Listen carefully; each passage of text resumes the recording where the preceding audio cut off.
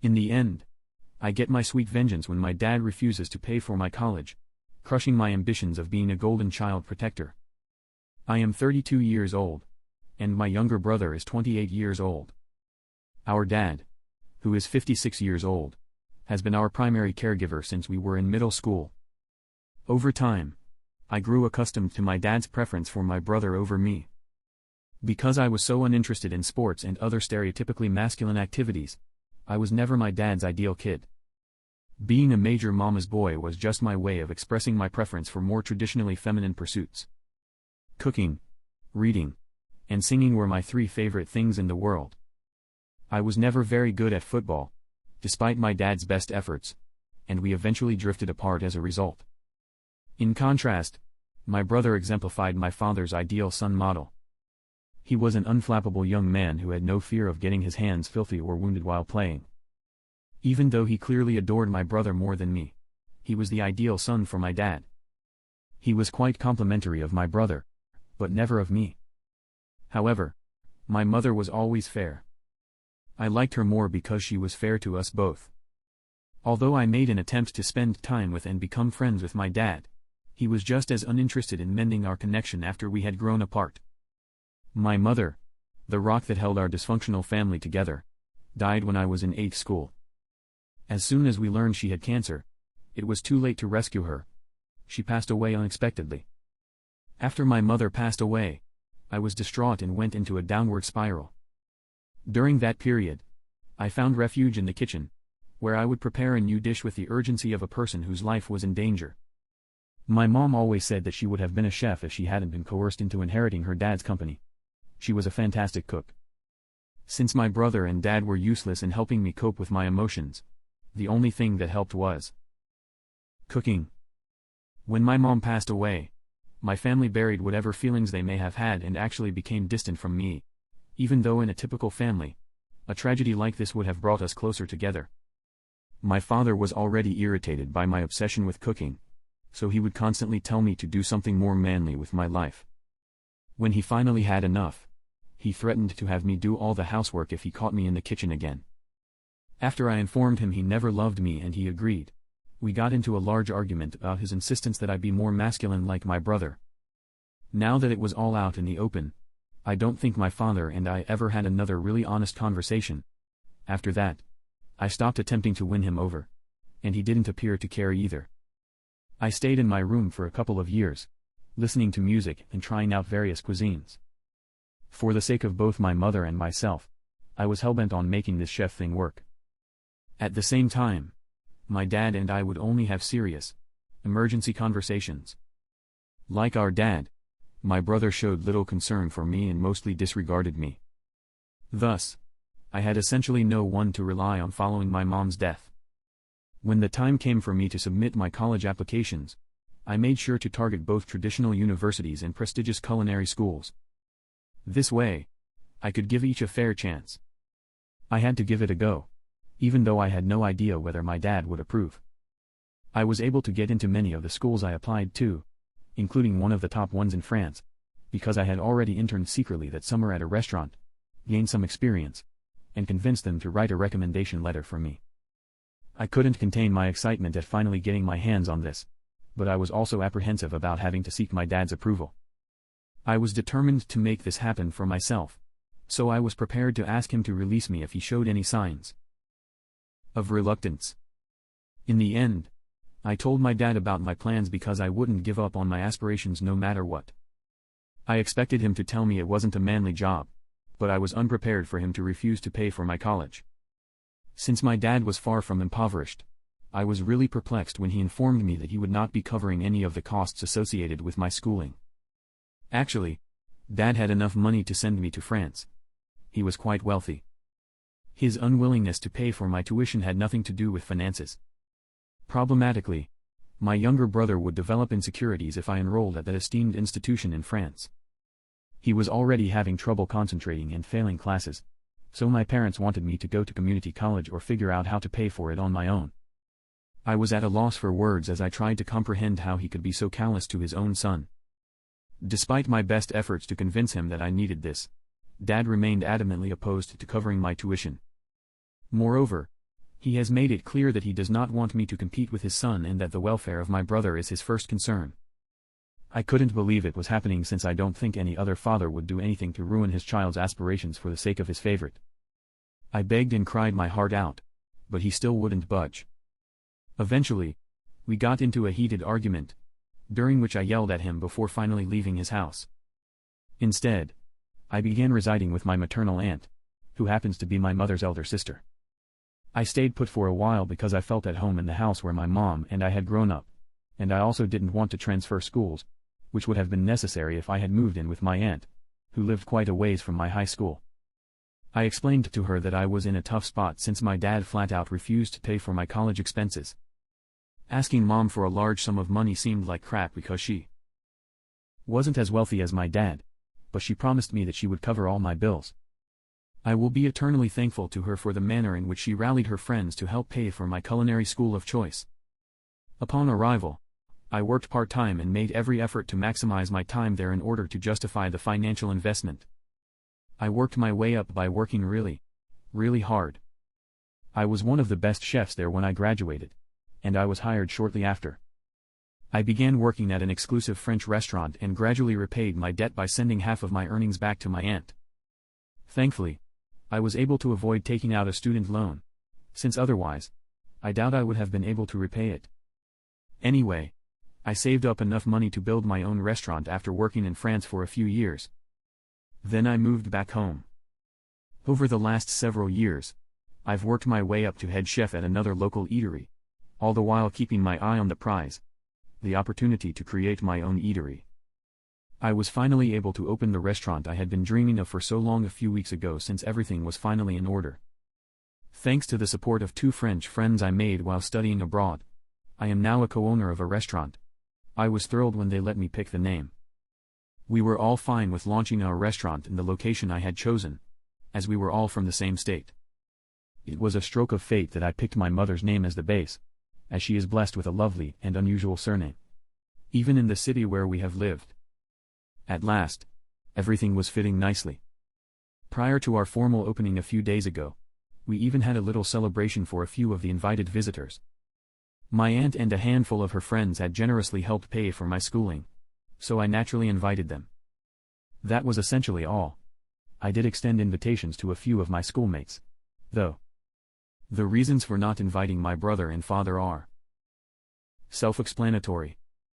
Since I hadn't communicated with them since leaving home, and they hadn't tried to contact me again, it would have been impossible for me to do so, even if I had wanted to. I suppose it worked out best for everyone in the end. At the party we hosted, though, it became quite clear that they were there to ride on my coattails eventually. I should have anticipated this. They arrived an hour before the party was supposed to start, but security let them in since our last names were similar, and they said they were coming to surprise me. I was certainly taken aback when I laid eyes on them, so at least that part was accurate. For what felt like the first time in my life, my brother and dad welcomed me with wide open arms and acted as if nothing terrible had ever transpired between us. Upon their initial arrival at the restaurant, I stood still in amazement. I am grateful that my friends sensed my unease, since they kindly greeted my family before leaving us to our own devices. When they showed me a present they had brought for me and dropped another bomb on me, I was still reeling from the first shock of seeing them. My dad informed me that he had commissioned the portrait of my mom to be shown in my restaurant, and it was a portrait of my mom. From the moment he heard that our city was getting a new posh restaurant with that name, he recognized my talent and told me that he had always known it. My brother was also very supportive, gushing over me and telling me how proud he was of me.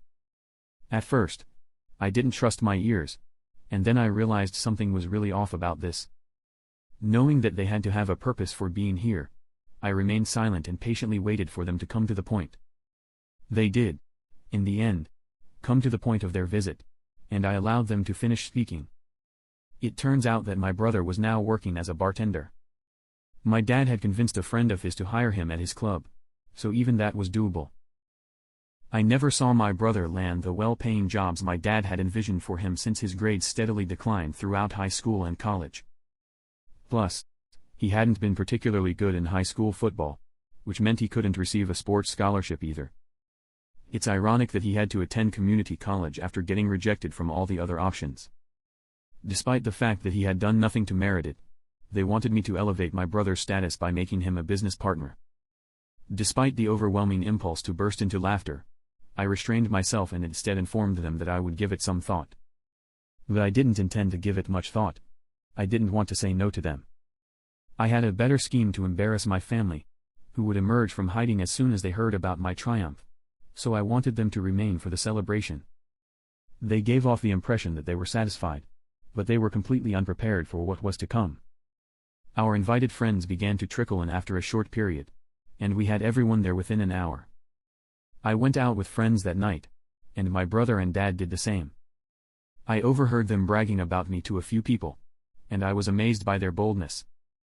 My business partners and I were designated as the party's hosts, and it was our turn to raise a glass as the festivities came to a close. I preferred to reserve the finest for last, so my pals went first. At last, my turn came, and I was going to speak from the bottom of my heart that day. To begin, I extended a glass to my mother, who was the driving force behind all my success, and thanked each and every one of my guests. I firmly feel that my belief in my abilities, which I inherited from her unwavering trust in me as a youngster, persisted long after she passed away. I chose to pay my respects and then go on to the DIs. I thanked her and brought up the fact that I had to borrow money from her and her friends to go to culinary school. Finally, I arrived at the point where I could talk about my family. The reason I had to take out a loan to pay for college. I mentioned how my younger brother was an exact carbon copy of my dad and how I grew up with a father who never loved or believed in me and who scolded me if I showed any interest in cooking or anything else traditionally associated with women. His dad was afraid I would outshine his younger brother, who was his prized possession, so he refused to pay for my college education. I explained to them all that this was the driving force behind my decision to leave home. They should be partially blamed for bringing about all the difficulties I've had to endure. Without them, I never would have learned how resilient I am. Nevertheless, I did manage to overcome all odds and become the person I am today. Despite the fact that I knew they didn't feel it at all, many people gave my dad and brother the most horrible looks they could muster as I was explaining everything. Even they had the good sense to pretend to be embarrassed. Anyway, I proceeded to walk over to my brother and dad and really hugged them, maintaining the same facade as when they had visited me earlier. This game might be played by two. I told them that I had forgiven them for whatever had occurred in the past and was even prepared to hire my brother to be my bartender at my restaurant because they had come to celebrate my success today. Other folks clearly saw this as a really moving reconciliation. They applauded my speech's conclusion and even let out a few wolf whistles. I had accomplished my goal of embarrassing them. A fact that only my family and I were aware of. Since they couldn't really act out in an angry storm, which was precisely what they wanted to do. They had to pretend to be extremely appreciative for what I'd done and smile a lot.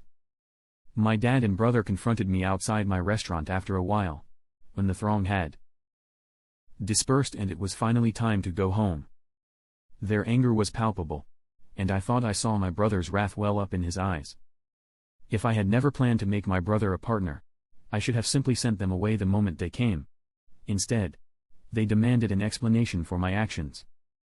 To make them understand that this was my way of saying thank you for all the years of support, I just chuckled and told them that they deserved it. Even though I could hear my brother sobbing about how this was the most horrible thing that had ever happened to him, I continued walking away without turning around.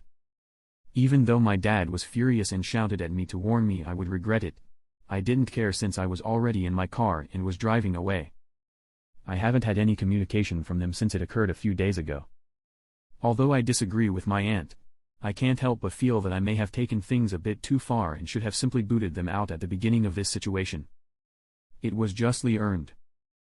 Ida, for bringing shame on my brother and father? First update. Despite my aunt's criticism that I was being too harsh, I chose not to apologize to my family. I will not put on an act or say anything to make it seem like I am sorry for what I did because I am not. While they were here, they could have apologized to me, but they passed on the chance. Even though my aunt still thinks I should not have done what I did, she has been silent about it since I told her what happened. I suppose this is simply another instance where we have mutually agreed to differ, and I have no problem with that. Also, My brother has made it a point to trash talk me to all of our school buddies while I'm not there. I'm sorry we were in the same high school, but now all these random people from school are messaging each other to back up the accusations that I intentionally humiliated my dad and brother, booted them out of my restaurant, and fed them food. That was 3 days old. As expected, he embellished the tale to cast himself in a victim complex. While I normally wouldn't give a hoot about idle gossip, I've threatened my brother with the loss of his current job if he continues to disseminate false information about me and my restaurant, which I don't want prospective customers to take seriously. I am now not in the mood to deal with their pointless nonsense, so I am crossing my fingers that it works. This isn't the time. I'm quite preoccupied with work. Second update. It was hilarious. My brother wrote back that he would only stop if I made him a partner.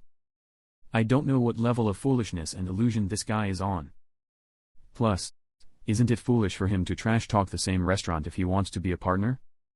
I'm pretty sure this is my dad's plan to make sure his beloved son gets a high-profile job without actually working for it. But alas, it won't work with me. I've warned him that he'll get a call from my lawyers if he doesn't stop, and he has no business negotiating with me at this point. This is my final warning, and the only reason I haven't done anything yet is because I don't want to cause any needless controversy. However, if he tries anything funny after this, I will absolutely make him regret it. For his own sake, I sincerely hope he does. Third update. I haven't had the chance to fill you in on what occurred after the last update. About a month has passed. Because I've been really busy. My brother finally stopped trash talking me behind my back, but he and my sister were still eager to cash in on my success. My dad and brother decided to visit me a few weeks ago with the express purpose of intimidating me. They showed up at my house, threatened to sue me for using my mom's name for my restaurant, and indicated that they had already spoken to a lawyer, so I needed to quickly make my brother a partner if I didn't want any trouble. As soon as I realized that no lawyer would accept a case of this stupidity, I exposed their deceit. The fact that she was also my mother, in addition to being his wife, was something they seemed to have forgotten. And I thought there was no way the law could prevent me from utilizing her name. By that point, I had had enough of their nonsense and threatened to contact the police if they continued to harass me. My dad intervened just in time to prevent my irate sibling from grabbing me by the collar. The continual shame had worn him down to the point where he lost it, I believe. They were fortunate I didn't contact the authorities at that moment because it wasn't my fault. I begged my dad to just leave, but all he did was tell my brother to relax in the van and that he preferred to talk to me alone. Following my brother's departure, he made an effort to influence me by suggesting that I should put the past behind me since my mother would be furious if she found out what I was up to with them. I begged him to just go away because I had reached my breaking point. He couldn't possibly have gotten away with using my mother as a bargaining chip. Since we had already passed the point of no return, I'll admit it. Neither of them had ever apologized to me, so I didn't see how they could expect me to forgive them without requesting it. I think my mom would have felt just as disappointed as I did when my dad refused to pay for my college, and every single time he made me feel bad about myself. Therefore, I should not listen to his advice on how to please my mom. Whatever my dad says, I know mom is proud of me no matter where she is. My restaurant, on the other hand, is thriving, and we aim to open a second location shortly.